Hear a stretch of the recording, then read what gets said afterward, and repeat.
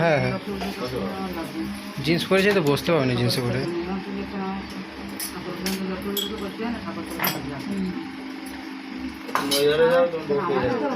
তাই নিয়ে বুঝি পোড়াতে হবে, আগের তারিখ পড়েছিল মনে আছে? বেলপাতার উপরে ঘি লাগায়ে আগুনের পরে ধরলে কালো হয়ে যায় না, ওইটাই কালো। সোনার দেখো এই মাথা সেট করি না।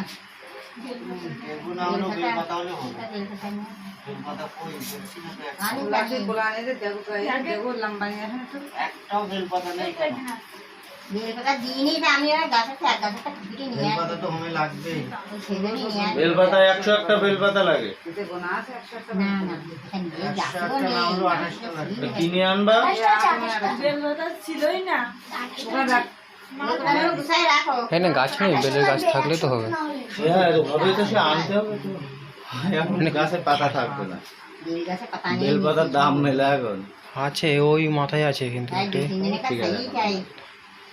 এই গাছ আমাদের এখানে একটা আছে। ওই গাছ এই জঙ্গলে রয়েছে দুটো তিনটে গাছ। পুরো দিকটা। কে যাবে এখন? বলছি আমাদের তো বাড়ি দেশের বাড়ি বাংলাদেশে মানে আড়িতে পুজো হয় বুঝলে, লক্ষ্মী বাড়িতে এই জায়গাতে সে আড়ি আনতে পারেনি ভাবছে। কে ওখান থেকে আনবা কেন? নতুন এখান থেকে করবা আবার? এখানে কে ঠাকুর কিনে পুজো করতে আড়ি কিনে গেলি কেন?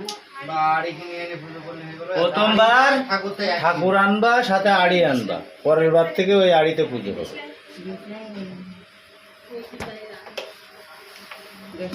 তো ওখানে দিশলাই নেই, দিশলাই জ্বালানো যায়।